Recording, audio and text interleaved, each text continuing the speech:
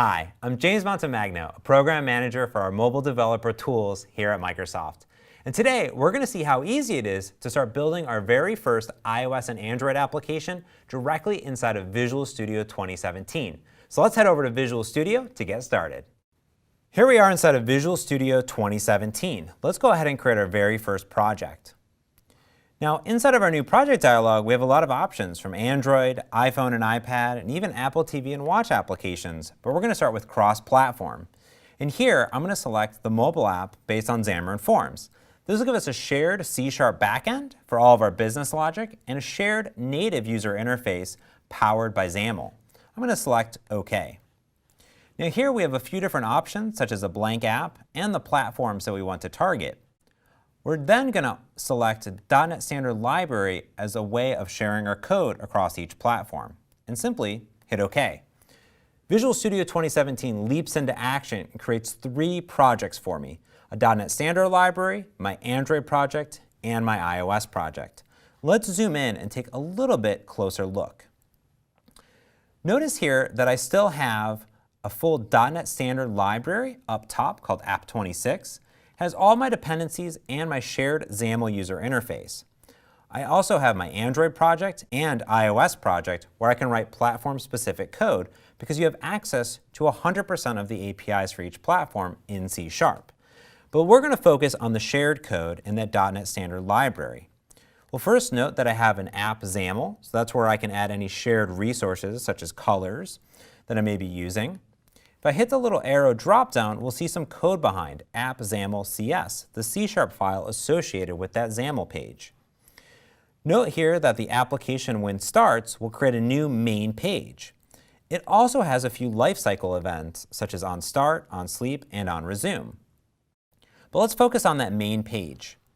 Here is the bulk of my application. I have a stack layout where I can stack different controls on top of each other. Inside of there is a label that says Welcome to Xamarin Forms. Now I have my Android emulator selected, and we're simply going to start the application. This will fully compile my application on my machine and then deploy it to my Android emulator. So let's give it a few seconds. Here we go. Our application has started up inside of our Android emulator, and what we should see when it's finished loading is Welcome to Xamarin Forms. Now let's do something a little bit more creative. Let's go ahead and add a button on here, and every time we click on it, it will increase the count and we'll display that to our users. So let's hop over to Visual Studio 2017 again. Now I'm going to come in and simply add a button. And here I'll get rich IntelliSense showing me every property that's available. So here's text, and I'll say click me. Then we'll add a clicked event, and we'll say new event handler. This will automatically create the code and the code behind for me that we can implement. We'll simply finish that button element. So let's head to that main page XAML CS in the code behind, and here's button clicked that we just created. I'm going to create a local variable called count and set it equal to 0. And every time that button is clicked, we'll say count plus plus. Then what we do is simply say that we know that the sender is a button, and we want to update the text. There it is. And we'll use some C# interpolation to say you clicked count times. There we go. Now all we have to do is simply redeploy our application. It'll recompile our application with all of our changes and redeploy it into our Android emulator.